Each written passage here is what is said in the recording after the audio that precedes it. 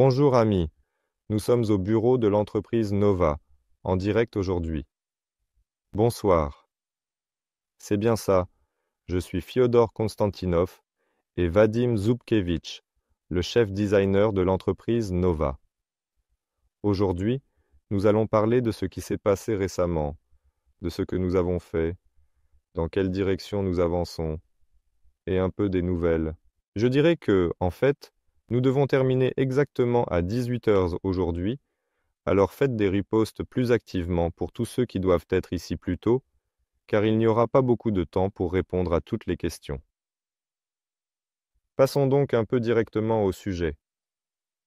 Vadim Vassilievitch, rappelons en détail ce que nous avons fait précisément au cours de la dernière semaine ou des 2 dernières semaines, car dans la dernière vidéo jeudi, nous parlions de la stratosphère.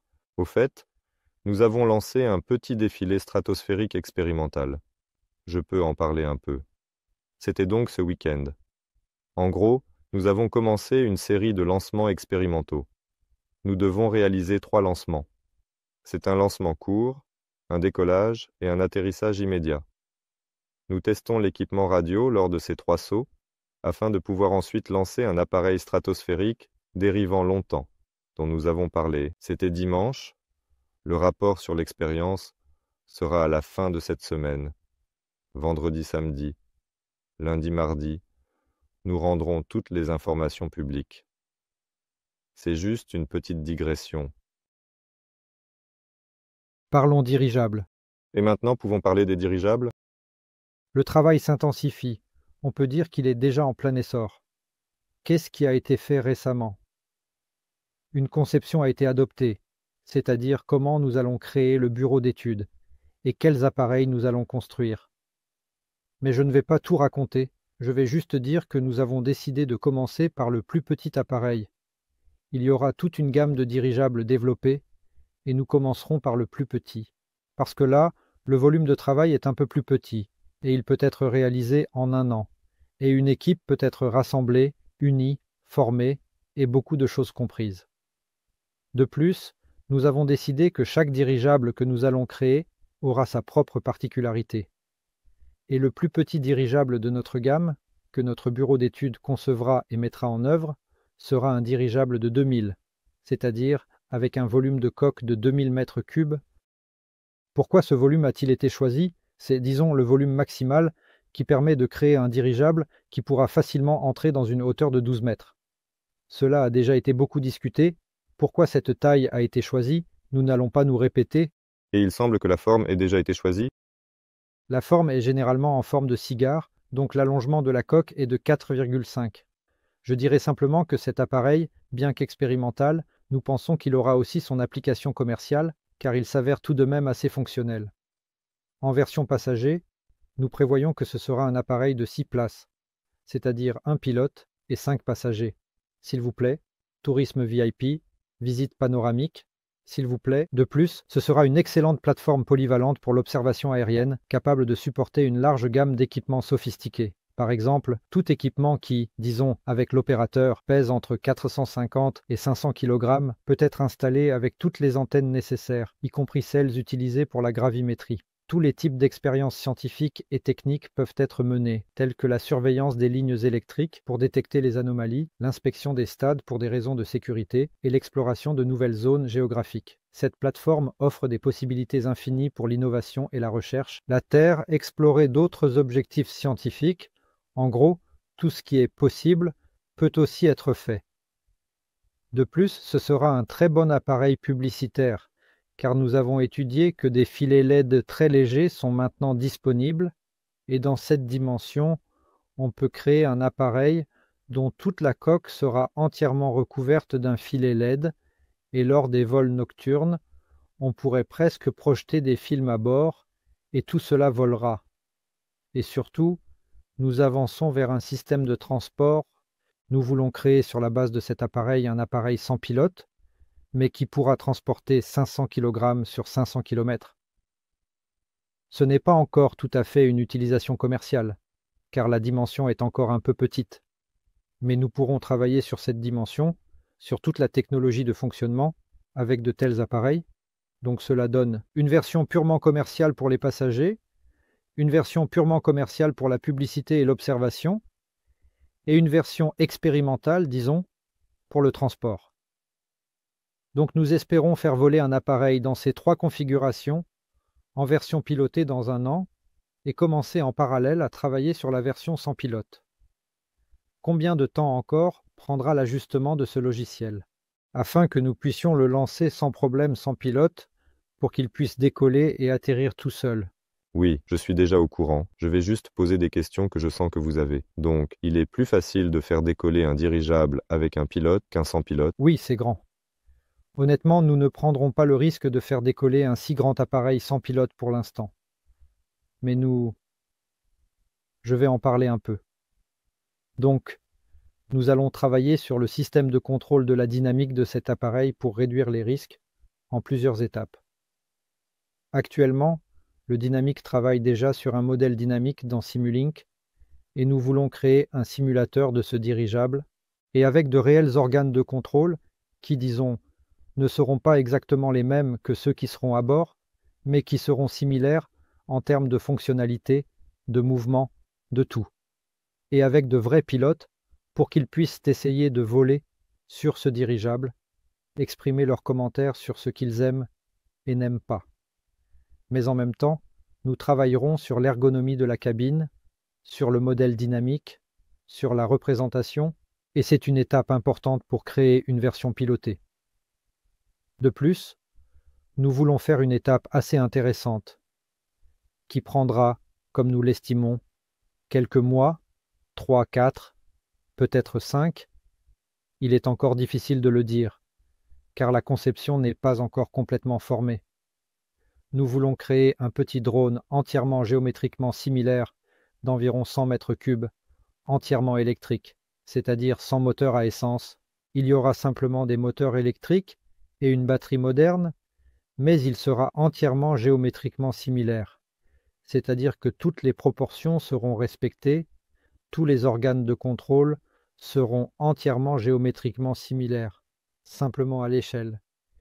Et nous voulons le lancer entièrement sans pilote, en plus, c'est-à-dire qu'après la phase de travail sur le simulateur, nous travaillerons également sur le 2000 sur le simulateur, puis nous le mettrons à l'échelle et volerons avec le petit de 100 mètres cubes. Et quand nous l'aurons créé et mis en place le système de contrôle, nous décollerons immédiatement avec le 100 mètres cubes en version sans pilote. Cela sera également très utile pour voler, pour essayer d'accoster à un mât d'amarrage bas sans personne et de décoller avec, et surtout, en comparant les résultats de la simulation et les résultats que nous enregistrerons réellement, ces caractéristiques dynamiques en vol, nous pourrons valider notre modèle dynamique.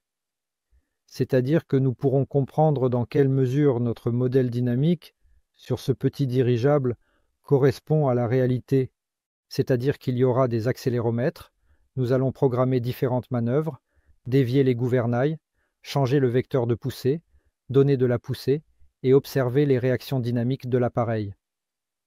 Et nous ferons de même dans le modèle dynamique dans la simulation, nous calculerons et enregistrerons tout.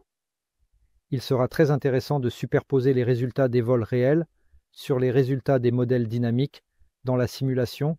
Si nous devons résumer, nous avons pris l'apparence extérieure de notre 2000. Nous savons quel type de stabilisateur sera installé, où seront les moteurs et les hélices. C'est correct? Oui, les hélices peut-être pas choisies. Les hélices ne sont pas choisies, taille déterminée. C'est-à-dire que nous connaissons déjà, disons, la géométrie, nous avons une idée assez précise. Nous sommes actuellement en train de choisir des composants. C'est-à-dire que nous formons une équipe, des gens nous rejoignent, nous formons une équipe et nous constituons, disons, un groupe de coexécutants qui nous aideront dans ce travail. Et une décision très importante a été prise. Nous avons finalement décidé d'opter pour un système de contrôle à distance électrique, c'est-à-dire que nous aurons un pilote, les pilotes contrôleront avec des joysticks, c'est-à-dire qu'il n'y aura pas, comme sur les anciens avions, de volant ou de pédale, nous allons contrôler avec des joysticks, et les actionneurs seront déviés par des servomoteurs. Donc, vous avez déjà, disons, convenu préalablement avec le groupe de développeurs, il y a une communication très étroite un cahier des charges est en cours d'écriture pour formaliser toutes les questions afin qu'il n'y ait pas de questions par la suite sur pourquoi cela et pourquoi cela. C'est-à-dire qu'il est essentiel, comme on dit, que s'il n'y a pas de cahier des charges correct, cela devient n'importe quoi. Il est donc impératif d'écrire un bon cahier des charges dans lequel plus tout sera détaillé, toutes nos envies, plus la probabilité d'obtenir exactement ce que nous pensons sera grande. Et surtout, le cahier des charges n'est pas écrit à la légère. On ne fait pas juste un clic, on regarde et on écrit quelque chose. Il est rédigé en étroite collaboration avec les développeurs. Lorsque nous écrivons et discutons de tout, les développeurs nous conseillent déjà, il est déjà clair à ce stade, ce qui est possible, ce qui ne l'est pas, ce qui est mieux, ce qui est pire. J'espère que bientôt le travail sur le développement du système de contrôle à distance avancera en étroite liaison avec notre modèle dynamique, avec notre simulateur. Et ce groupe de questions, nous le faisons avancer, car cela prend beaucoup de temps, et toutes les questions doivent être résolues dès les premières étapes du travail. Deuxièmement, ce qui est très important, et ce qu'il faut absolument faire maintenant, c'est le groupe motopropulseur, avec vectorisation, avec rotation du vecteur de poussée. Il y a déjà une compréhension de la façon dont nous allons le faire, les premiers croquis ont déjà été réalisés. Le moteur a été choisi, je ne peux pas dire que c'est définitif, car les négociations avec le fournisseur de moteurs ne sont pas encore terminées. Nous ne savons pas s'ils pourront respecter nos délais, mais j'espère que dans les 2-3 prochaines semaines, nous serons déjà complètement fixés sur le moteur. Le développement de la transmission avance en parallèle. Les composants ont été choisis. Les concepteurs travaillent déjà, ils dessinent la transmission. Donc, nous aurons un dirigeable normal avec rotation, vecteur de poussée. Pour l'instant, nous pensons à faire environ 90 degrés, mais si cela réussit, si notre conception du nœud de rotation le permet, peut-être que nous pourrons même légèrement reculer, afin de pouvoir, disons, ralentir avec ces moteurs. Il y a beaucoup de questions au cours des discussions. Si c'est sur le vif, alors pourquoi dévier les hélices? Il y a probablement une question qui se pose. Bien, nous répondrons. Après tout, plus personne ne vole comme dans les années 30 en pure aérostatique, c'est-à-dire en pensant constamment à ce que notre aéronef soit statiquement équilibré. Après tout, les dirigeables volent souvent en surcharge. Cela simplifie beaucoup le décollage, l'atterrissage et l'exploitation. Surchargé, si nous l'éteignons en vol, il commencera à se poser. Il commencera à descendre. Si tu décolles, ça veut dire? Allégé, oui. S'il ne va nulle part, alors? C'est une flottabilité neutre, c'est-à-dire que, à savoir, notre force de portance aérostatique sera un peu inférieure à la masse totale de l'appareil. Il est donc, en effet, confortable pour le pilote de voler, selon l'expérience d'exploitation des dirigeables U-12 et U-30, lorsque le surpoids est d'environ 5 à 8% de la masse de l'appareil ou de la force aérostatique, car à 10, en d'autres termes, il devient tout de même lourd. C'est déjà plus proche d'un appareil hybride, et un appareil hybride doit tout de même être conçu un peu différemment. Ces corps en forme de cigare ordinaire, disons, peuvent également être considérés comme une aile, mais leur qualité aérodynamique n'est pas très bonne.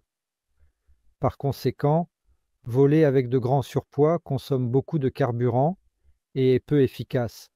C'est pourquoi nous volons tout de même proche de la flottabilité neutre, mais avec un surpoids de 5 à 8% à l'atterrissage, surtout lors d'un vol long courrier, lorsque le vol long aura lieu, quand nous aurons consommé tout le carburant, nous pourrions atterrir déjà proche de la flottabilité neutre, voire même légèrement allégé. Ainsi, la réduction de la traction électrique vers le bas nous permet de nous poser même en étant allégé, C'est-à-dire quand il est surchargé vers le haut, quand il est allégé vers le bas. En général, il vole tout de même. Une fois qu'il a pris de la vitesse, les hélices sont à l'horizontale et nous donnons un léger angle d'attaque au corps du dirigeable, et ce surpoids est compensé par la force de portance dynamique du corps. Mais lorsque nous réduisons la vitesse, notre aérodynamique ne fonctionne plus.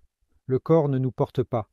Donc pour que nous puissions, comme on dit, ne pas stagner, mais atterrir correctement au bon endroit, nous travaillons avec le vecteur, nous le tournons, Pour notre dirigeable 2000, une installation de puissance a déjà été choisie. Il est clair qu'elle n'est pas encore complètement approuvée, mais une transmission orientable est déjà en cours de développement, et il y a déjà une compréhension des hélices qui seront utilisées.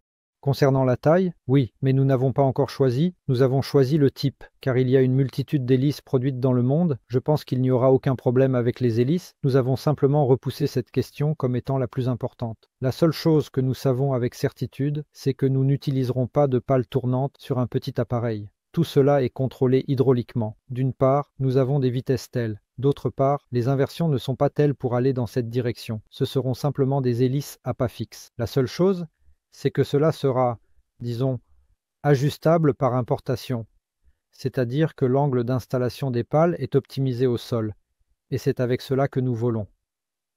En vol, nous ne pouvons pas changer l'angle d'installation des pales.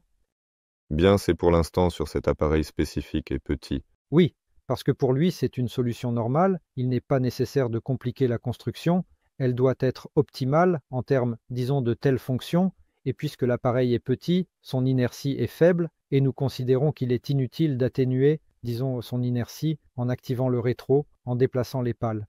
Et j'espère que nous vérifierons tout cela sur un modèle dynamique, et que tous nos calculs préliminaires seront confirmés par le modèle dynamique, puis les vols réels montreront et prouveront tout cela. Et le modèle dynamique, en fait, sera un petit modèle de 100 cm3, où les moteurs seront installés, tout cela tournera, et il y aura des gouvernails similaires. Mais ce n'est pas un modèle dynamique, c'est, disons, un drone géométriquement similaire, tandis que le modèle dynamique est ce qui se trouve à l'intérieur, dans les cerveaux, dans l'ordinateur, sur le simulateur. C'est-à-dire qu'il y a un ordinateur avec un puissant calculateur, 3 ou 4 moniteurs qui montrent la situation au pilote, comme si l'ordinateur représentait toute la surface terrestre, les nuages, le ciel, tout cela. Et il modélise son mouvement selon le modèle dynamique que nous avons développé. Le pilote contrôle les commandes et immédiatement, comme s'il était assis dans le cockpit, c'est-à-dire que c'est un simulateur ordinaire, comme s'il était assis dans le cockpit d'un véritable aéronef, il voit la Terre, il voit comment il se déplace, et parallèlement, nous enregistrons ses caractéristiques, les modes de transition. Voilà, il a pris le contrôle avec le manche, un peu, et bien comme il le fait réellement, quelles étaient les accélérations, quelles vitesses ont été enregistrées. Et ensuite, quand nous construirons l'appareil et que nous volerons réellement, nous installerons, disons, un bloc d'accéléromètre pour enregistrer à bord, et le pilote fera la même chose. Nous enregistrerons réellement, puis nous comparerons. Nous voulons d'abord comparer cela sur un modèle volant, sur un petit modèle. Cela sera déjà... Corriger le grand modèle dynamique. Regardez, oui. Puis vérifier une deuxième fois.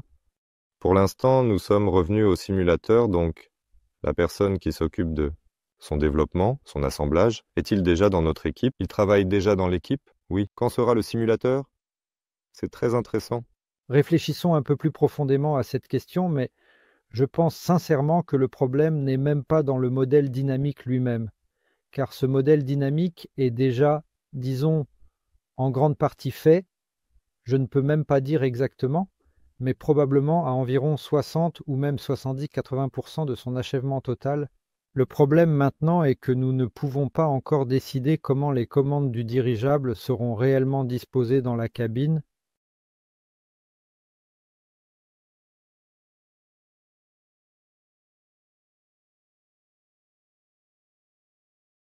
Le modèle apparaîtra avant que nous, disons, effectuions la simulation du poste de pilotage. Actuellement, nous allons certainement accélérer cette étape de travail pour que ce simulateur apparaisse, en effet, le plus rapidement possible de manière efficace. Un mois? Ce sera prêt avant le nouvel an?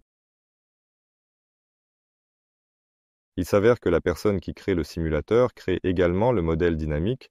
Oui, sûr. Puisqu'il crée déjà un modèle dynamique, pour que tout soit clair, nous avons déjà tous ces organes de contrôle. Nous comprenons combien il y en aura, quels seront les moteurs, quelles seront les hélices. C'est-à-dire que cette partie du travail est déjà terminée. Oui. Et elle a été réalisée par la société Nova. Par Nova. Combien de spécialistes travaillent actuellement chez vous? Nous avons... Juste, je ne me suis pas préparé, et je peux dire, certainement, sans aucun doute. Nous avons un chat. La gestion de projet, 15 personnes. Et 15 personnes déjà. Vous voyez, déjà une équipe de 15 personnes. C'est déjà une équipe. C'est vraiment déjà une très grande foule. Nous discuterons en détail à la conférence. La conférence sera le 16 novembre. Nous parlerons de chacun, de ce qu'il fait. Nous montrerons même, avec des détails supplémentaires. Donc, une grande entreprise s'est réunie. Le travail est en cours. Comment ça se passe? Eh bien, je veux parler un peu. Le fait est que tout le travail a commencé dans le chat, sur Telegram, en quelque sorte. En quelque sorte, oui. Oui. Ensuite, nous avons lentement commencé. Là, des emails d'entreprise sont apparus.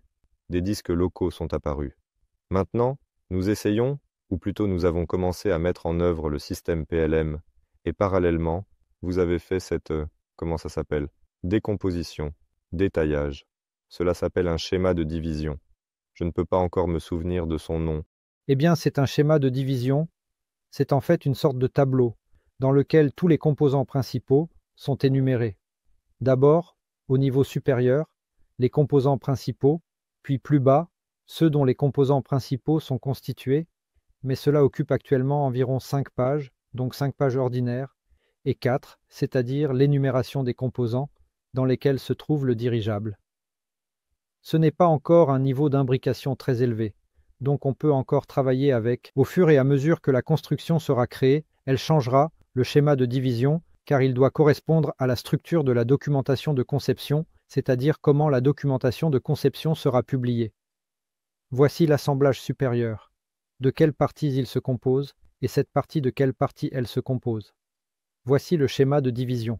C'est un document de conception officiel, il a même son identifiant E1, et il n'est pas fait sous forme de tableau, mais plutôt sous forme de carré, comme un arbre de carré, mais cela naîtra dans le processus de travail. Pour l'instant, c'est sous forme de tableau. Mais déjà, on peut désigner des responsables pour des composants individuels. Toi, tu es responsable de ça, toi de ça, et pour ce composant, il faut rapidement chercher une personne, et ainsi de suite. Nous avons donc, là Vadim a dit 5 feuilles, mais il y a quand même des titres conditionnels. Il y a des numéros décimaux, donc on peut publier des spécifications, des numéros décimaux, Je parle fait que nous avons déjà des responsables, responsables apparus. et la question est, combien de spécialistes nous manquent encore? Eh bien, encore une fois, je ne me suis pas préparé pour eux, je ne pourrai pas dire qui ce sera, mais cela sera pour notre équipe, quelqu'un sera en externalisation. C'est là 5% des spécialistes, ou 20 tout de même. Le dirigeable est petit, considérons que c'est 50%. Je pourrais me retrouver avec 55%, ou peut-être 49%, donc c'est difficile à dire pour l'instant. Mais considérons que ce n'est pas le cas. 50% du schéma de division est fermé. 50% des schémas de division sont fermés. J'avais l'impression que presque tout était fermé. Si l'on donne une vue d'ensemble, Si l'on parle en termes généraux, oui.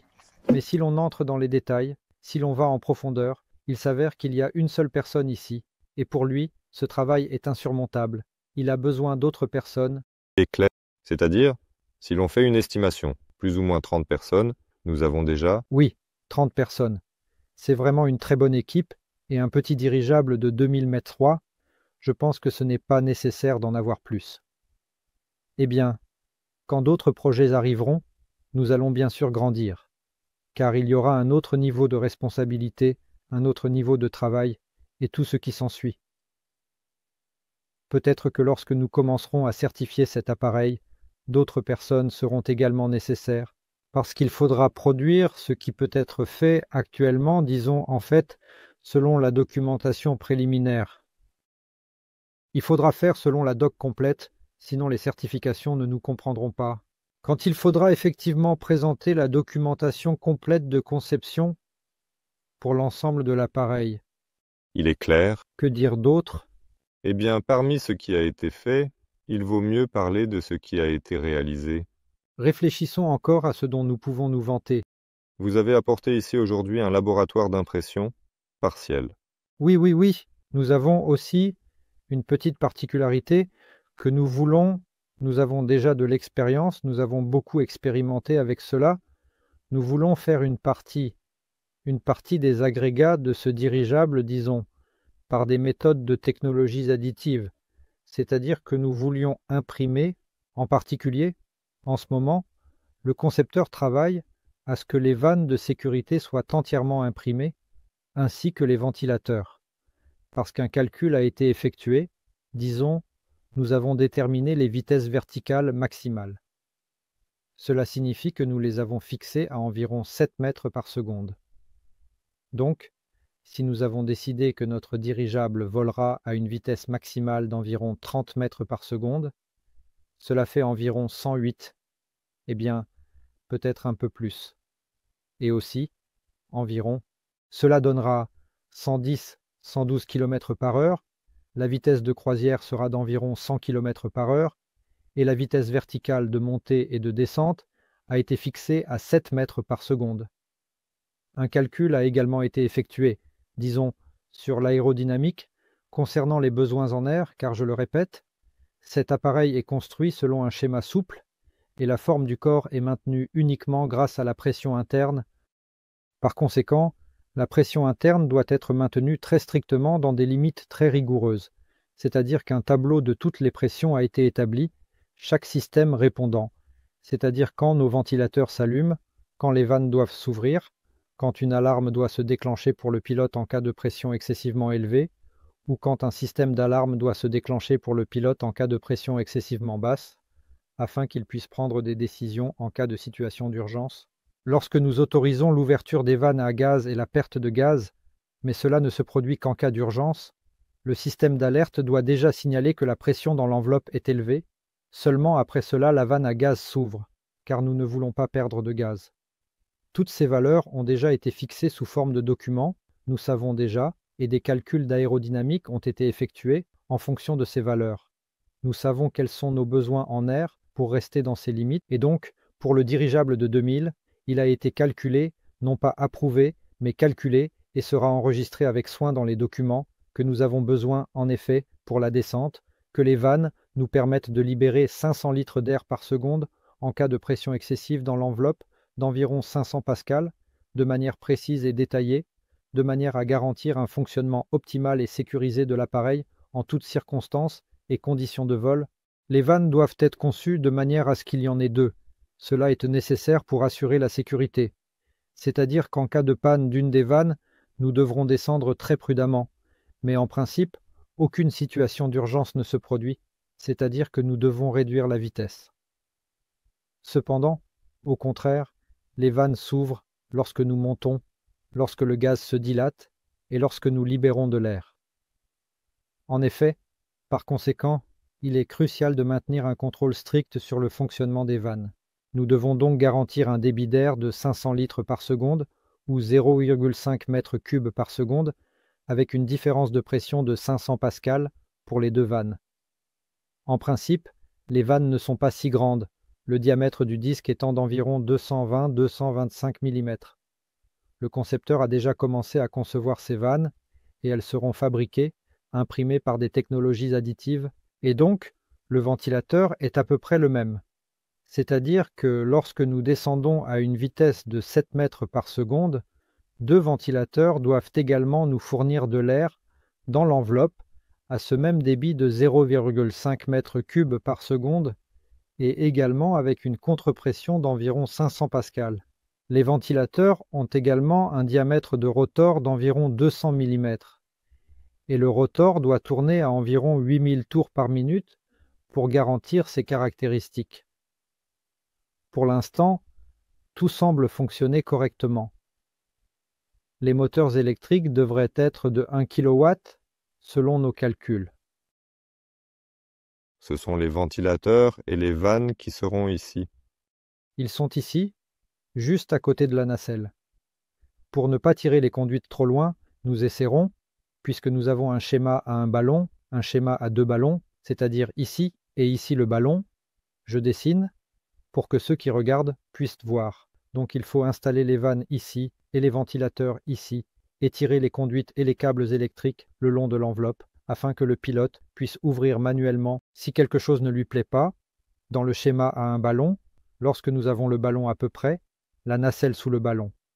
Tout cela peut être placé juste à côté de la nacelle. C'est même pratique, car le pilote peut voir. Voici la vanne, voici le ventilateur. Grande surface vitrée. Tout sera visible pour lui. Et surtout, le conduit sera court, nous ne prenons pas d'huile superflue. Amis, j'espère que vous avez déjà compris ce qu'est un ballon. Un ballon est un sac qui se remplit d'air pour pousser l'hélium et maintenir la pression dans le schéma doux du dirigeable. Ce n'est pas tout à fait un sac, c'est-à-dire qu'il n'est pas fait comme un sac, il est conçu comme une membrane, c'est-à-dire qu'il y a une enveloppe faite de tissu principal, et à l'intérieur, il y a une membrane qui divise ce volume en deux cavités, une cavité d'air et une cavité de gaz. Et dans un état complètement rempli, notre cavité d'air occupe environ un quart du volume du corps. Cela permet de voler à des altitudes allant jusqu'à 2 km au-dessus du niveau de la mer, et pour monter plus haut, ce système doit être différent. Pour monter plus haut, il faut augmenter la cavité d'air. Si nous voulons que la plage d'altitude à laquelle nous volons soit plus grande, alors nous devons avoir plus d'air au sol. Et quand nous monterons, le gaz se dilatera, et presque tout cet air représente maintenant un quart. Pour monter là-bas, par exemple, à 10 km, combien cela occupera-t-il de plus de la moitié? 10 km. Cela pourrait même maintenant être prêt à dire, eh bien, cela pourrait occuper 2/3. Ce n'est pas bon pour un dirigeable, disons. C'est-à-dire que les dirigeables doivent tout de même s'envoler en dehors des montagnes. Certainement. Il vaut mieux que cela vole plus près de la surface. Au niveau de la mer, oui. J'aime beaucoup, je le raconte déjà à tout le monde à plusieurs reprises, j'aime beaucoup les vols vers les îles. Entre les îles, il est impossible de créer des itinéraires aériens. La distance est petite, 100-150 km. N'est-ce pas une distance pour un avion normal? Il n'a même pas le temps de décoller. Mais pour un dirigeable, c'est exactement ce qu'il faut, traverser 100-150 km avec des passagers. Si le dirigeable est bien conçu, il sera sûr, nous y croyons fermement, et nous faisons tout pour que ce soit le cas. Et il était suffisamment puissant pour résister au vent, pour avoir ses propres vitesses. Mais quand nous construirons de véritables dirigeables passagers, cela sera probablement au minimum 130-140 km/h, et mieux 150, pour que ce ne soit pas un jouet du vent, mais un véritable appareil, c'est-à-dire qu'un dirigeable de 2000 m3 n'est pas un dirigeable passager, il n'est pas destiné à voler d'un point A à un point B, bien que cela soit possible, c'est plutôt un dirigeable d'excursion. Il décolle du point A, survole la belle cascade de Jagarski, le lac Victoria, les châteaux de la Loire et 2 monastères, le Nouveau Jérusalem et le Sergueïevski, proposez-en d'autres. D'ailleurs, vous pouvez tous proposer où vous voyez l'utilisation, où dans notre pays il y a de si beaux et magnifiques endroits que les gens voudraient en voir d'en haut, disons, sans vibration, sans secousse, sans le bruit des pales d'hélicoptères, juste pour profiter et admirer les beaux paysages. On pose tout de suite la question, combien cela va-t-il coûter? Combien cela va-t-il coûter? Cela dépendra de la série de production. Et ici se pose la question, faut-il produire ces dirigeables en masse? Il faut aller plus loin vers quelque chose de plus puissant. Évidemment, il faut aller plus loin. La question est, que faire avec ça?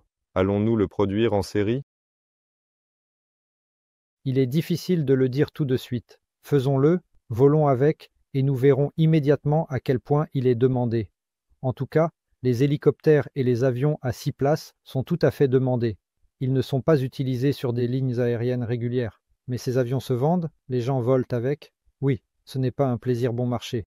Jamais, disons, un avion à 6 places, si nous vendons des billets pour celui-ci, les billets ne coûteront jamais autant que pour un avion moyen courrier qui transporte 150 passagers. C'est clair. Mais, d'une part, il faut bien commencer quelque part. Deuxièmement, il y a des gens qui sont prêts à payer de telles sommes.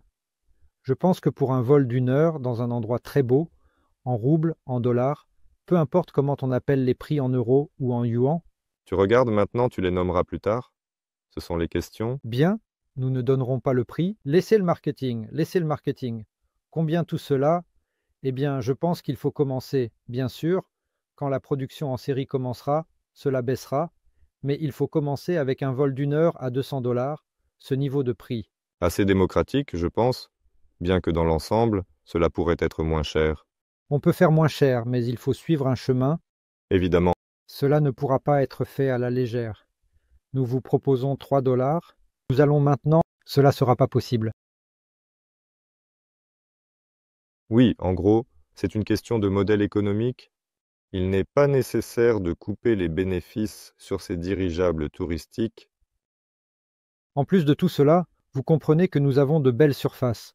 Donc une partie des coûts peut être pour la publicité générale.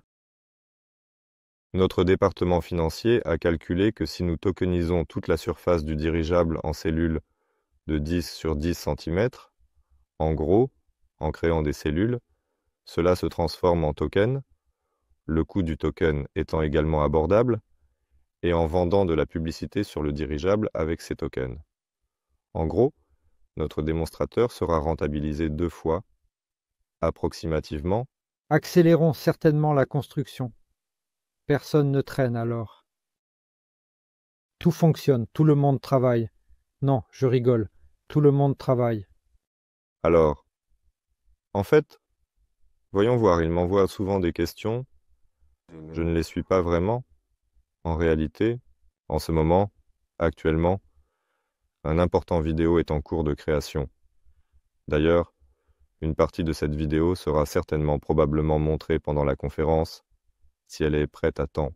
La deuxième partie sortira peu après. Ici, il s'agit justement de grandes dimensions, de 300 tonnes, de 200 km à l'heure, à peu près. C'est un rêve, mais nous allons aspirer à ce rêve.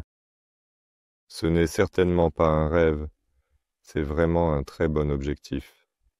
Les chers et très estimés amis de Solar, si vous regardez, et vous regardez vraiment où sont les questions, vous avez promis sérieusement en privé.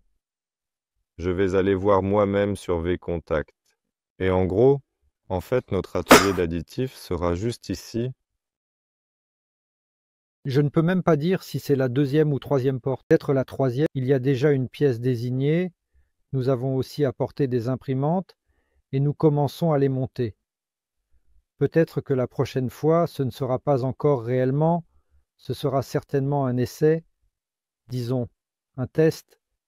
Eh bien, quand ce sera dans environ une semaine ou deux, ou le 16 novembre, quand nous aurons, j'espère, que nous montrerons comment cette direction, ce constructeur, Aussi, qui s'occupe du développement de vannes, de la conception des vannes et des ventilateurs.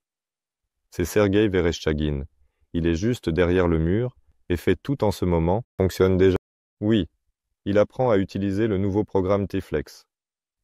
J'avais dit à un moment donné que oui, nous avons décidé d'essayer T-Flex, pour comprendre si notre activité correspond à leurs produits logiciels.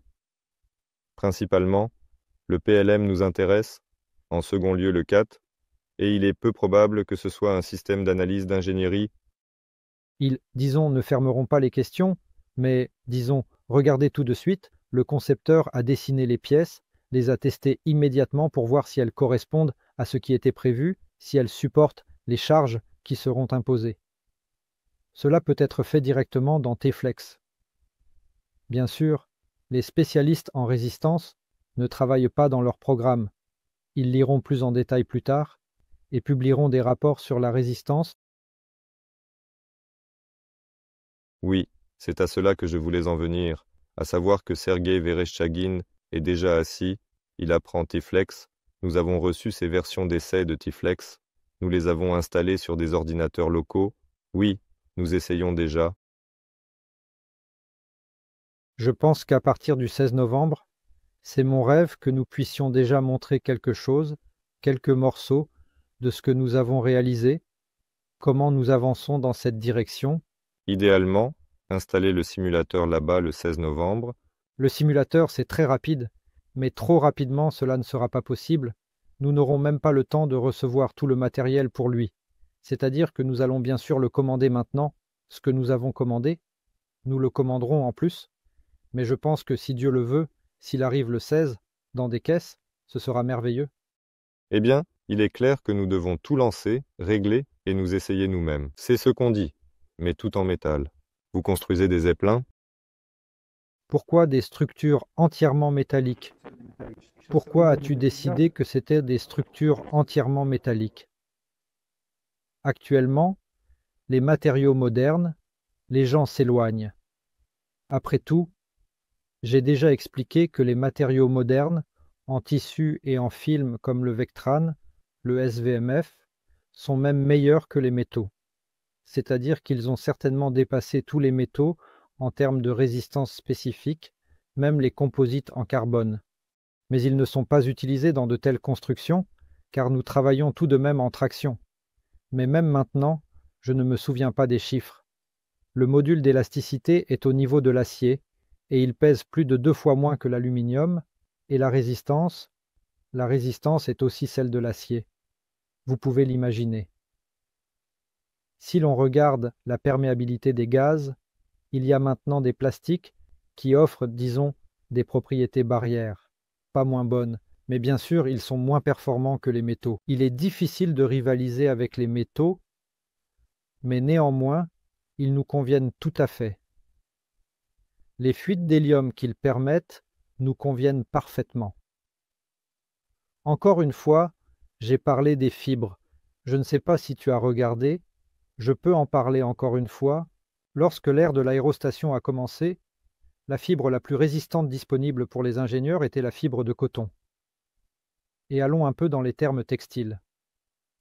Donc, la résistance spécifique de la fibre chez les textileurs est mesurée en centinewtons par décitex. Qu'est-ce qu'un centinewton? Un centinewton est un centième de newton.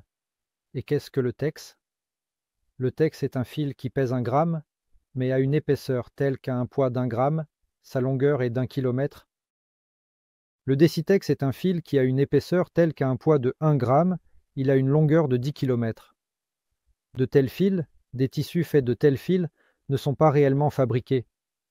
Les fils réels, à partir desquels les tissus sont fabriqués, sont de 100, 200, décitex 50, 60 selon les types de fils. Mais les textileurs mesurent la résistance spécifique en centinewtons par décitex. Voici la résistance spécifique de la fibre de coton. Si c'était du coton, ce serait moins de 3 cm par décitex. Les meilleures variétés de coton à longue fibre donnent une résistance spécifique de la fibre d'environ 3,5 cm par décitex.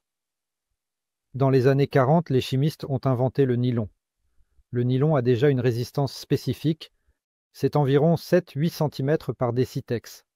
Donc, le nylon est 2 fois plus résistant que le coton, le meilleur coton. Vers les années 50, la fibre polyester est apparue. Chez nous, elle est plus connue sous le nom de Lovsan. C'est un nom commercial qui était utilisé en Union soviétique. À l'étranger, elle avait de nombreux noms différents. Dochrone, d'autres noms commerciaux. Mais c'est une fibre polyester, c'est déjà environ 10-12 cm. Puis, à la fin des années 60, le Kevlar est apparu. C'est environ 22-23 cm. Déjà 10 fois? Mais le Kevlar est mauvais pour les applications aérostatiques, pour les cordes, car lorsqu'on le tire ainsi, il a une grande résistance, mais lorsqu'on le tire brusquement, il peut se déchirer sous une charge moindre. Et quand le Vectran est apparu, qui a aussi environ 23 cm par dctx, alors tu peux le tirer comme tu veux, le textile en Vectran pour le tissu de fusion est exactement ce qu'il faut, et la science ne reste pas en place. Les gens travaillent, les gens pensent que des fibres sont apparues avec une résistance d'environ 29 cm, mais elles ne sont pas si pratiques car la fibre se dégrade très rapidement, surtout en raison de la combinaison de chaleur et d'humidité. Une série expérimentale de gilets pare-balles a même été fabriquée, et ils ont acheté certains gilets pare-balles. Mais lorsqu'ils ont été utilisés, ils étaient simplement exposés à l'air, chaud et humide. Quand ils sont partis en mission, malheureusement, il y a eu une tragédie, ils ne les ont pas sauvés, car pendant ces quelques années où ces gilets pare-balles ont été laissés. Mais pour certaines applications stratosphériques, l'isolant est exactement ce qu'il faut. Là-haut, il fait froid, il n'y a pas d'humidité, il craint aussi la lumière. Il se dégrade assez rapidement sous les ultraviolets. Mais si on le protège, c'est-à-dire en le mettant à l'abri des ultraviolets, Alors pour les stratosphériques, l'isolant peut tout à fait être utilisé. Et encore mieux, c'est le polyéthylène à ultra haut module. Et il y a une telle dépendance que plus il est tiré finement,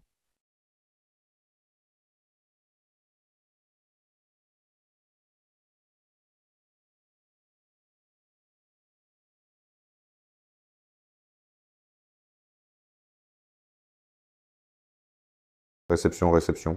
Gare, écrivez-moi si vous m'entendez. Le son est apparemment corrigé. Oui, ils disent là que le son était mauvais. Le son a été corrigé, donc nous revenons. Et j'ai parlé du PEVM polyéthylène à très haut module. Sa résistance spécifique dépend de l'épaisseur du fil. Plus le fil est fin, plus la résistance spécifique est élevée. Et là, en principe, on peut déjà obtenir 35 cm. Le problème, c'est que technologiquement, les problèmes ne sont pas encore résolus avec l'utilisation du polyéthylène à très haut module, car il ne permet pas de chauffer au-dessus de 160 degrés Celsius et impose des modes de soudage très rigides. Donc on ne peut pas simplement le souder, il faut inventer comment assembler ces coques. Mais c'est en fait un domaine très prometteur. Donc le PEVM, c'est l'avenir de la plongée sous-marine. En gros, on se souvient bien sûr, certainement. Mais si l'on descend sur le Victan, c'est 10 fois mieux qu'il y a 100 ans, quand les dirigeables volaient. Donc nous serons 10 fois plus résistants. Eh bien, les dirigeables ne volaient pas parce qu'ils avaient un dirigeable rigide. C'était simplement en percale ce coton, c'était juste un revêtement, mais il y avait de l'aluminium dur. D'un autre côté, l'aluminium dur. Qu'est-ce que l'aluminium dur? Son poids spécifique est d'environ 2,8 grammes par centimètre cube. Disons que les charges calculées qu'il permet sont d'environ 350 mégapascales. Et le plastique renforcé de carbone moderne pèse entre 1,4 et 1,7 grammes par centimètre cube, avec une résistance supérieure à 1000 mégapascales, 3 fois plus résistant. Donc, si l'on fabrique un dirigeable en plastique renforcé de carbone, il sera très probablement beaucoup plus léger. Je ne peux pas dire dans quelle mesure, car tout n'est pas déterminé par la résistance. Beaucoup dépend en fait de la stabilité, en grande partie, par exemple. Donc peut-être deux fois ou peut-être une fois et demie. Il faut calculer, observer et voir comment cela se passera. Ensuite, il s'agit de la simplicité technologique. Donc, la technologie des dirigeables consistait en rouleaux d'aluminium dur.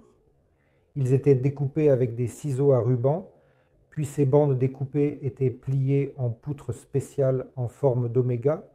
Ensuite, à partir de ces poutres en forme d'oméga, on a assemblé leur structure spatiale. Toutes ces opérations étaient très laborieuses, il y avait beaucoup de travail manuel. C'est pourquoi il n'y a pas eu tant de dirigeables construits. Les méthodes modernes de connexion avec des tubes ronds, je ne sais pas, le collage, on peut imaginer beaucoup de choses. Donc, une structure moderne en tube en plastique renforcé de carbone sera plus légère, moins laborieuse et plus fiable. Eh bien, selon ce schéma, Brin en fait avance. Oui, Brin avance selon ce schéma. Eh bien, je ne connais pas tous les détails de sa construction. Pourquoi son dirigeable est si lourd? C'est probablement parce qu'il construit une version entièrement électrique. Il veut voler uniquement sur des batteries, sans moteur à combustion interne à bord. C'est la première expérience. Ils ont volé pour la première fois. Ils se sont élevés dans les airs. Voyons ce qui va se passer ensuite. Je pense qu'il est possible de rendre cela plus facile. Ils n'ont pas choisi le chemin optimal. Oui, je pense que la stratégie que nous avons choisie, c'est de progresser de petit à grand. Nous pouvons prendre le temps de l'affiner. C'est comme s'ils avaient vraiment commencé par quelque chose de grand et impressionnant. C'est habituellement extrêmement risqué, oui, d'avoir construit cela avec tant d'audace. Oh, ce n'est pas tout à fait ça. Et bien sûr, le coût de l'erreur est très élevé en conséquence directe. Et nous aurions discuté longuement sur la résistance ainsi que la perméabilité des gaz. Voici les premiers matériaux composites, ces percalines en coton qui étaient enduites avec du caoutchouc. Elles avaient des fuites d'hélium permettant 6, 7, 8 litres par mètre carré chaque jour. quand ils ont commencé à ajouter certains plastiques modernes tels que les polyuréthanes ou même le PET, intégrant ainsi divers films fins. Cela a réduit cette fuite à moins d'1 litre. Si le tissu est bien fait, alors il y a moins d'1 litre de fuite d'hélium par mètre carré par jour, sans perforation, uniquement à cause de la diffusion. Et les matériaux modernes sont encore meilleurs avec des propriétés barrières améliorées. Ils sont maintenant utilisés partout, ils sont peu coûteux. C'est-à-dire qu'ils sont utilisés dans l'emballage sous vide pour prolonger la durée de conservation des produits carnés emballés. C'est, si ma mémoire est bonne, ce qu'on appelle correctement l'alcool vinylique d'éthylène, c'est son nom correct. C'est un copolymère d'éthylène et d'alcool vinylique. Le polyéthylène, c'est quand un seul éthylène se polymérise, formant une chaîne uniquement composée de molécules d'éthylène, et il y a des cas où deux participent, l'éthylène et l'alcool vinylique, formant une chaîne éthylène-alcool vinylique-éthylène. Donc, c'est ce qu'on appelle l'EVOH, qui est désigné par la notation internationale E, comme notre E, écrit VOH. C'est un terme familier, tout le monde l'appelle EVOH. Et nous avons apparemment acheté tout ce film qui était disponible en Russie actuellement.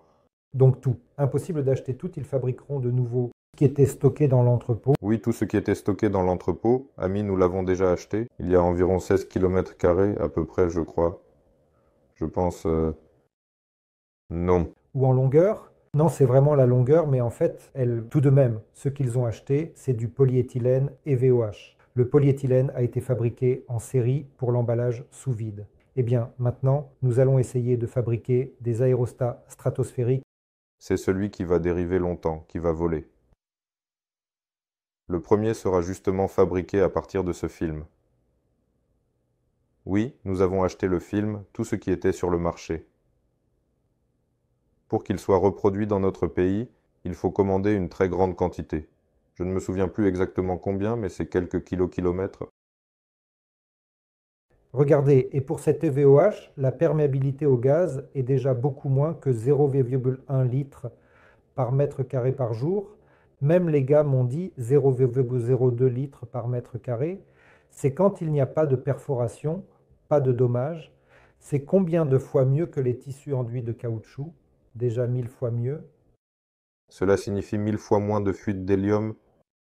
Et tout cela est accessible dans un matériau qui se plie ainsi. Il est très technologique. Il est facile de produire des coques à partir de lui. Tout de même, un dirigeable entièrement métallique a été construit. C'est l'américain ZMC-2. Il a été assemblé en aluminium. Imaginez à quel point les gens se sont vraiment donné du mal. Ils ont pris presque étalé de la feuille d'aluminium. Selon l'endroit où se trouve cette feuille, elle a une épaisseur de 0,2 à 0,4 mm. À partir de ces feuilles, ils ont assemblé toute la coque avec des rivets. Ils ont mis plusieurs centaines de milliers de rivets. De plus, tous les rivets étaient étanches, ils ont été rivetés avec un mastic. Ce dirigeable a réellement volé. Oui, il avait bien sûr d'excellentes propriétés barrières, il y avait très peu de fuite d'hélium, mais malheureusement, en raison de sa complexité, cette technologie n'a pas progressé. Eh bien oui, c'est bien sûr, trop compliqué. J'ai même peur de prendre en main le film, de voir comment le riveter. Mais quand tu travailles avec un matériau normal qui se plie si facilement, c'est beaucoup plus agréable. C'est encore un bref aperçu de la complexité de la fabrication d'un dirigeable moderne et, il y a 100 ans, de ce dont il fabriquait, presque à partir d'intestins de taureau qui étaient durcis avec de l'or. C'est vraiment horrible. Mais il n'y avait pas de matériaux qui tiennent bien et solides pour résister aux conditions difficiles de l'environnement. Et alors vraiment, pour ceux qui ne le savent pas, rappelons encore une fois que pour réduire la perméabilité des sacs d'hydrogène dans les anciens zeppelins, c'était très compliqué. Les zeppelins, ces grands dirigeables majestueux, étaient très populaires pour le transport de passagers et de marchandises. Cependant, l'hydrogène, bien que léger, était extrêmement inflammable, ce qui posait un risque majeur. C'est-à-dire que l'on prenait la couche interne de l'épithélium des intestins de jeunes taureaux. La préparation de cette couche était cruciale pour éviter toute fuite potentielle. Il était traité d'une certaine manière, mais je ne peux pas parler de la technologie, je ne me suis pas intéressé à cette question, et cela était également collé sur du percale, et ils obtenaient une perméabilité des sacs de 1 à 2 litres par mètre carré par jour. À l'époque, c'était considéré comme un super accomplissement. Comparé aux tissus enduits de caoutchouc, c'était plusieurs fois mieux. Il n'y avait rien d'autre. J'ai même vu dans un film à quoi cela ressemblait. Une femme est assise, je ne sais pas, 100 ou 200 dans la salle, et tous ses intestins sont fouillés, ceux qui ont été amenés de l'abattoir, pour obtenir cet épithélium précieux, afin de fabriquer un sac contenant du gaz, pour un dirigeable aussi magnifique qu'un zeppelin. De quoi demande-t-il exactement, précisément, peut-être, en fait? Il demande dans beaucoup de choses. En fait, il nous reste 2 minutes et il faut laisser partir Vadim Vassilievitch. J'ai entendu parler de la romance des voyages touristiques. Mais où sont les discussions sur les dirigeables de longue distance? Pour le Nord, la Sibérie, l'Extrême-Orient, l'Afrique.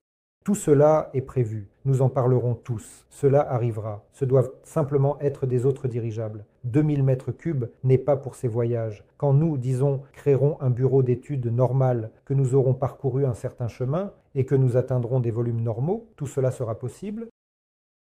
Oui, ce qui a été dit sur le tourisme concernait où l'on peut utiliser ce 2000. Je rappelle qu'on pourra voler de manière autonome en mode sans pilote. Il pourra rester en suspension au-dessus des objets et les surveiller. Le drone peut transporter une certaine charge. Quelle est la capacité de levage du dirigeable? En avez-vous déjà parlé?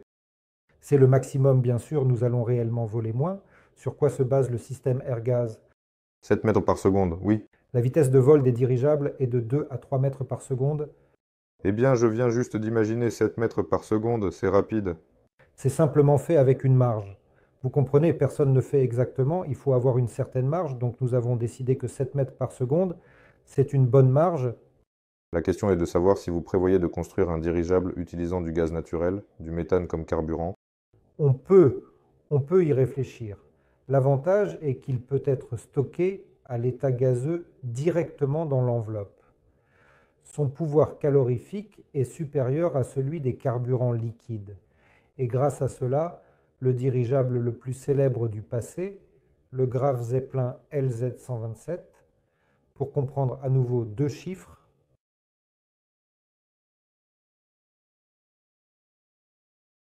quand il prenait à bord 40 tonnes de carburant, il pouvait voler, si ma mémoire est bonne, pendant environ 80 heures à une vitesse de 100 km par heure, et quand il prenait 30 tonnes de carburant.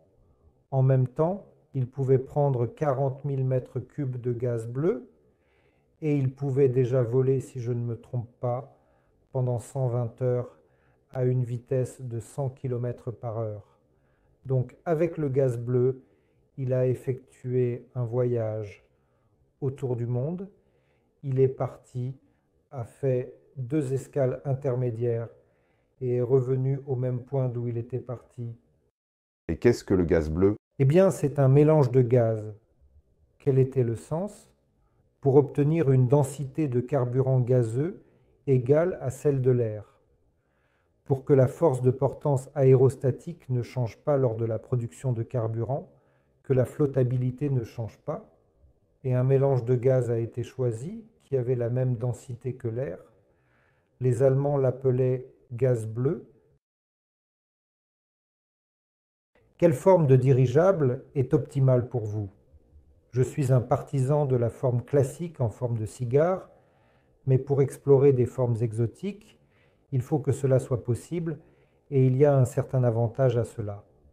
En déformant le corps, nous avons la possibilité de voler avec des appareils fortement alourdis, c'est-à-dire que les propriétés portantes du corps seront supérieures.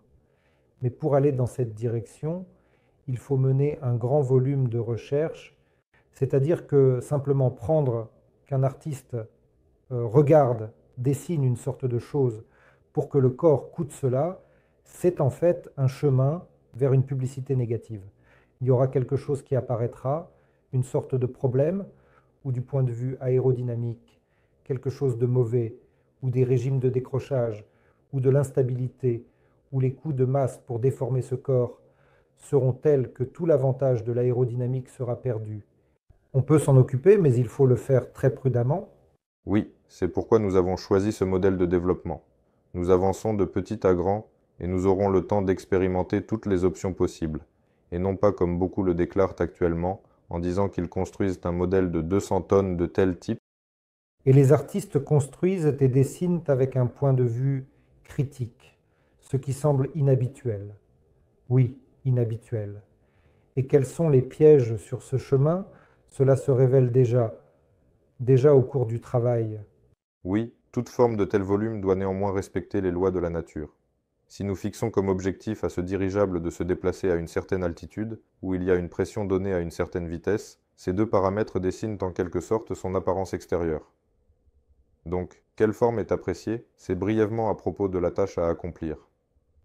Si l'objectif est un dirigeable rapide en altitude, c'est une forme. Un dirigeable lent proche de la Terre, c'est naturellement une autre. Et toutes les formes, oui, sont dictées par ces deux lois, ainsi que par la résistance des matériaux. Disons que de toute façon, il faut lutter pour une résistance aérodynamique minimale, tant avec la résistance des matériaux qu'avec une plus grande aérodynamique. Donc encore une fois, si l'on prend certains chiffres, les mêmes zeppelins, qui n'avaient pratiquement pas de partie saillante, avaient une résistance par rapport à la surface caractéristique. Et la surface caractéristique pour un dirigeable est le volume à la puissance 2,3. C'est-à-dire que si pour un avion, la surface caractéristique est la surface de l'aile, pour un dirigeable, il est d'usage de prendre le volume, car le volume est important pour un dirigeable. Et pour obtenir la surface, nous calculons simplement la racine à la puissance 2,3 de cela et obtenons la surface. Ainsi, moins de 0,002 ou autour de 0,002 pour les zeppelins. C'est le minimum de parties saillantes, un allongement optimal et de grande dimension. Les dirigeables, malheureusement ou peut-être heureusement, aiment beaucoup les grandes dimensions. En effet, c'est-à-dire que plus le dirigeable est grand, moins il y a de résistance. Et de manière significative, moins il y a de ces éléments. Plus nous pouvons prendre par rapport à la masse totale du dirigeable, par conséquent, plus nous pourrons emporter de charges utiles. J'ai à peu près tout raconté. Je peux donc répondre moi-même au reste des questions. Je peux répondre aux autres questions. Vous devez partir. Oui, merci beaucoup de m'avoir écouté. J'espère que c'était intéressant. Posez vos questions, moi je vais aussi y répondre. Oui les gars, créez de l'activité dans le chat. Nous avons actuellement un mode un peu chaotique. Le surtravail se termine. Et nous pourrons progressivement répondre à des questions techniques dans le chat sur Telegram. Donc, nous avons un chat sur Telegram. Si vous regardez cette diffusion pour la première fois, cherchez les liens, la vitesse avance dans les diffusions, trouvez, rejoignez le chat, ajoutez-vous. Il y a une rubrique questions où vous pouvez poser vos questions. Alors Vadim Vasilievitch, merci. Il est temps pour vous de partir.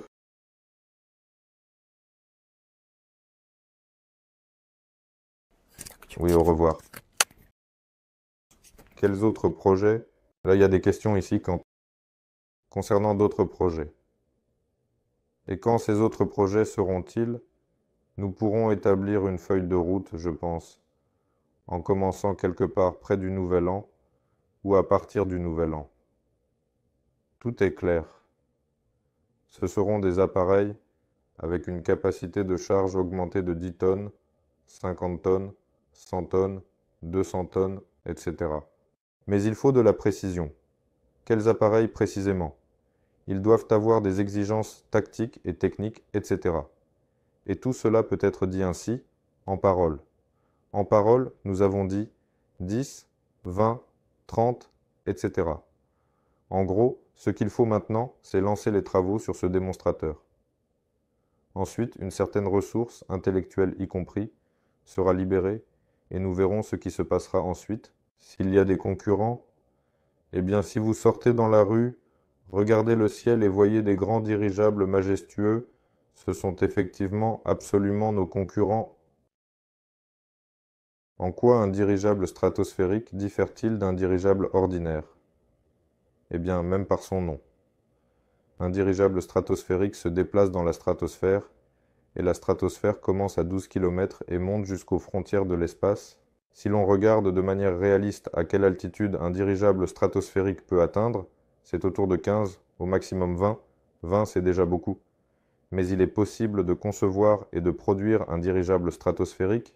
quelque part entre 15 et 20 km, c'est-à-dire qu'il est destiné à se déplacer dans la stratosphère. Un dirigeable ordinaire ne pourra pas atteindre la stratosphère, car il n'est pas adapté à ces tâches. Il n'est pas conçu pour cela, comme Vadim l'a dit aujourd'hui. Même le système interne d'air et de gaz, il y a ici un volume spécial occupé par l'air.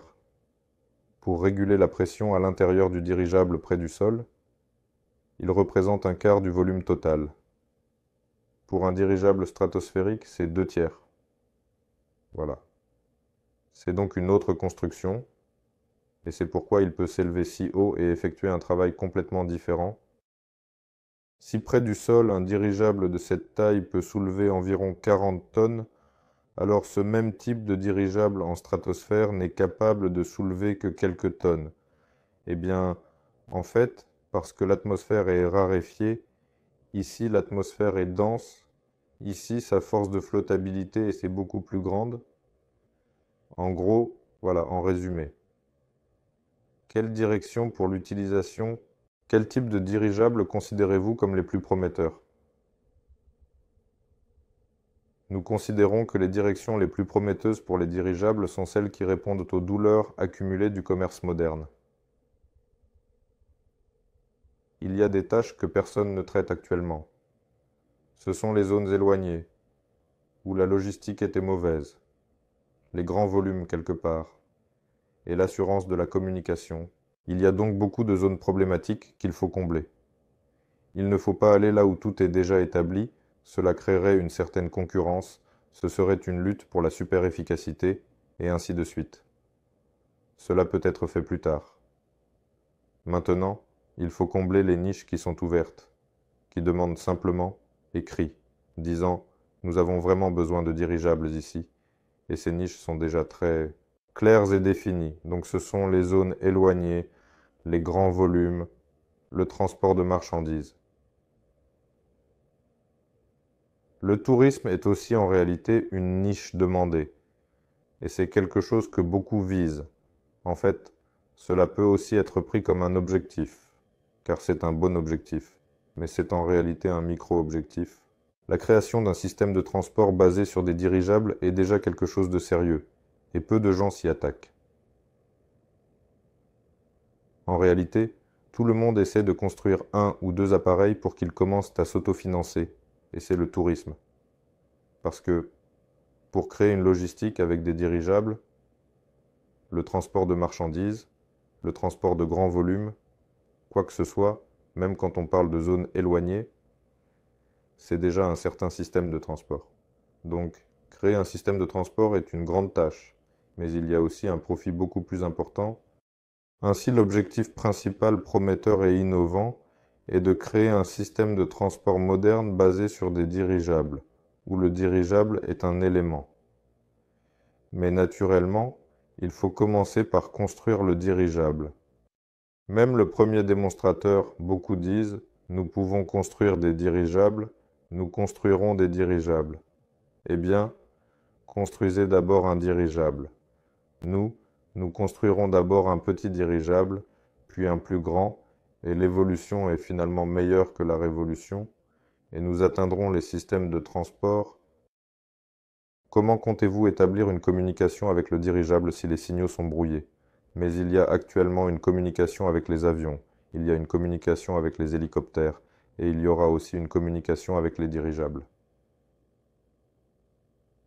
Ce que nous avons montré lors du lancement de l'appareil stratosphérique, c'est qu'en réalité, seul le GPS, sur lequel nous avons guidé la station terrestre de réception du signal, a cessé de fonctionner. Nous aurons encore 2 expériences, et nous vous montrerons que le signal sera reçu. Et c'est un peu différent, ce n'est pas sur le système de communication du dirigeable, c'est sur ce hobby que l'on peut faire en parallèle, créer un système de radiocommunication stratosphérique. C'est de cela qu'il s'agit. Avec les dirigeables, c'est un peu plus simple. Combien peut-on gagner dans le business des dirigeables? La question est en réalité celle des échelles. Les Allemands réussissent à exploiter 2 dirigeables, ou l'exploitation, comme on dit, à des fins touristiques, Saisonnièrement, ils effectuent environ 8 ou 10 vols par jour, enfin quelque chose comme ça. À chaque fois, un dirigeable peut accueillir 15 passagers, et ils réussissent à vivre sans souci. Étant une entreprise très rentable, c'est l'exploitation de deux. On ne peut pas les qualifier de modernes en termes de technologie, mais elles sont vraiment modernes parce qu'elles sont de notre époque, elles s'autofinancent, l'infrastructure de cette entreprise est vraiment excellente et la rentabilité de cette société est très remarquable. Et ce ne sont que deux appareils. Ils vendent un appareil, assemblent, enfin, ils ont assemblé pendant plusieurs années, un appareil, le vendaient pour plusieurs dizaines de millions de dollars, rentabilisèrent son assemblage plusieurs fois, et cela leur suffit en général. Mais si l'on prend ce modèle, par exemple, si l'on scale, on peut gagner, eh bien, des dizaines, des centaines de millions de dollars. Si c'est déjà une vente en série d'appareils de différentes gammes et catégories, alors typiquement, on peut dire que cela représente une opportunité significative. Occasionnellement, cela peut même être plus lucratif. C'est déjà des centaines de millions de dollars, des milliards. Si c'est un système de transport, c'est déjà beaucoup d'argent. Il y a une vidéo d'un célèbre blogueur américain où il analyse et compare les dirigeables en tant qu'éléments de transport avec les avions qui transportent des marchandises, avec les navires et avec les camions, le moyen de transport le plus répandu en logistique aux États-Unis.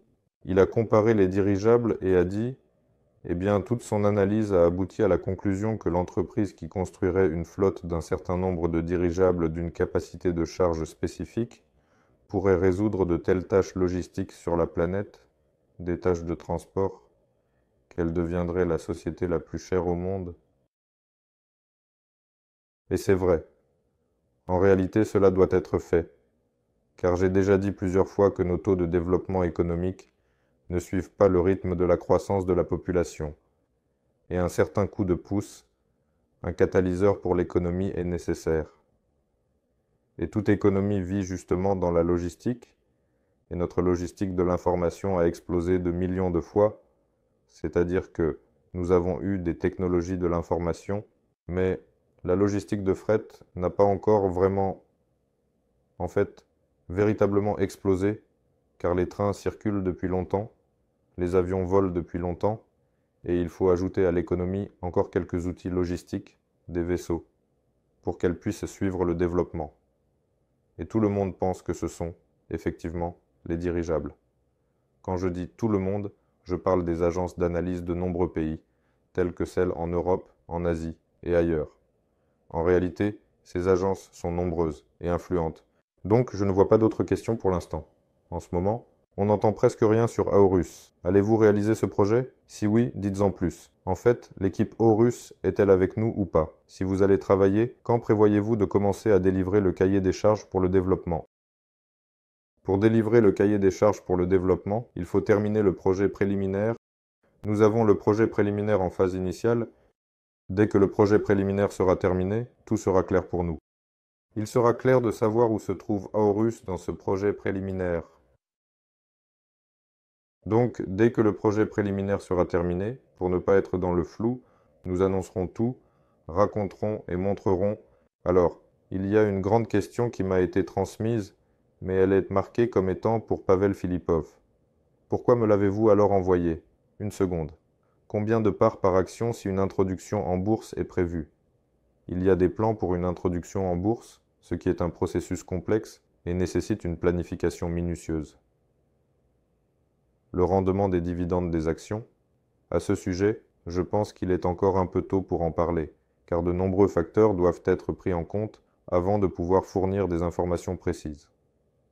Le projet est à un stade précoce, en fait à un stade nul, ce qui signifie que nous sommes encore en train de rassembler des données et d'évaluer les opportunités potentielles. Nous l'avons appelé pré-étape, car il s'agit d'une phase de préparation et de recherche. La première étape sera probablement le passage lors de la conférence à la mi-novembre, où nous espérons avoir plus de détails à partager et des mises à jour sur les progrès réalisés jusqu'à présent. Cette conférence sera une occasion importante pour discuter des prochaines étapes et des stratégies futures, l'introduction en bourse ne se fera pas avant environ 3 ans après le lancement du projet, donc nous avons encore besoin d'au moins 1 an pour comprendre toutes ces modalités et les détails nécessaires pour cela. Mais je pense que tout ira bien avec exactement toutes les modalités. Et combien de parts par action lorsque les parts deviendront précisément des actions? Les parts deviendront spécifiquement des actions lorsque la société fera son IPO. Ce ne sera pas avant 3 ans. C'est certain. Bien que tout soit possible, nous pourrions commencer plus tôt, mais la sortie elle-même est en réalité longue. Et pour amener l'entreprise à l'IPO, il est souhaitable que la capitalisation ne repose pas uniquement sur des attentes. Bien qu'une entreprise qui fabrique des dirigeables modernes puisse se permettre de sortir en bourse sur des attentes, il est préférable qu'elle soit soutenue par certains éléments matériels. C'est un hangar où les dirigeables sont assemblés, c'est un centre d'essai en vol, ce sont des bases où les processus techniques sont clairement réalisés. Donc, cette base matérielle ne se crée pas d'un coup de doigt, mais cela prend du temps, évidemment. Et je pense qu'environ 3 ans, le projet va se développer et nous pourrons alors nous lancer en toute confiance dans l'IPO. Il y a déjà les premiers appareils volants et le niveau d'attente est énorme et il n'y a pas eu beaucoup d'argent dépensé dans le projet, donc la croissance des actions, eh bien la valeur des actions sera significative. Quelle sera exactement cette valeur? Il n'est pas possible de le calculer pour l'instant. Un peu plus tard, certainement. Donc les amis, je ne vois plus de questions. Je m'excuse pour le son, qui était parfois grésillant, parfois faible. Un jour, nous réglerons tout cela. Oui, c'est comme ça. En gros, nous avons parlé des nouvelles. En ce qui concerne les plans, il est prévu de construire des dirigeables. Il y a beaucoup de choses à la conférence. Nous préparons pour la conférence. Beaucoup de choses seront montrées lors de la conférence. Elle est déjà formée. La configuration du dirigeable. Là, nous pourrons déjà parler plus concrètement de quel moteur, quelles hélices, de quels matériaux spécifiques il sera fait. Nous apporterons même des échantillons de matériaux, donc nous préparons toutes ces informations pour la conférence. Nous en gardons même une partie et ne le disons pas, mais ce n'est pas vraiment nécessaire. Nous organiserons tout de manière à ce que ceux qui pourront venir à la conférence, n'hésitez pas à venir. Elle se déroulera à Moscou. Ceux qui ne pourront pas la verront soit en direct, soit plus tard en replay. Nous y apporterons également des appareils stratosphériques. Nous montrerons ce qui a été lancé lors de ces 3 lancements.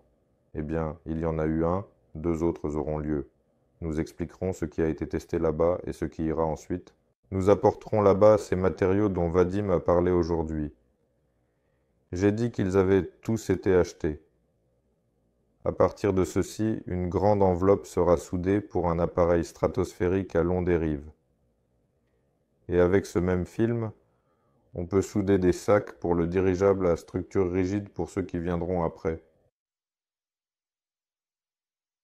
Les prochaines grandes capacités de charge.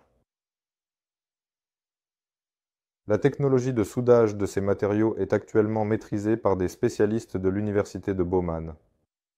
Tout cela se fait dans le cadre d'un contrat avec notre entreprise. À la conférence, nous apporterons non seulement des échantillons de matériaux, mais aussi des échantillons de soudure, probablement déjà soudés, des protocoles d'essai, et nous expliquerons pourquoi nous avons refait la soudure au lieu de prendre des éléments prêts. Eh bien, il est évident qu'il y a une spécificité à tout cela. Nous présenterons également quelque chose de secret et d'intéressant dont nous n'avons même pas encore parlé nulle part lors de la conférence au centre d'exposition.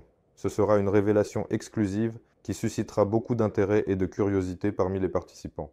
Donc oui, nous entamons une phase active de préparation de la conférence, en plus d'un travail actif, ce qui implique de nombreuses réunions, des discussions approfondies et une coordination minutieuse avec toutes les parties prenantes. Les nouvelles vont donc continuer à augmenter à mesure que nous nous rapprochons de l'événement. Suivez le projet, parlez-en.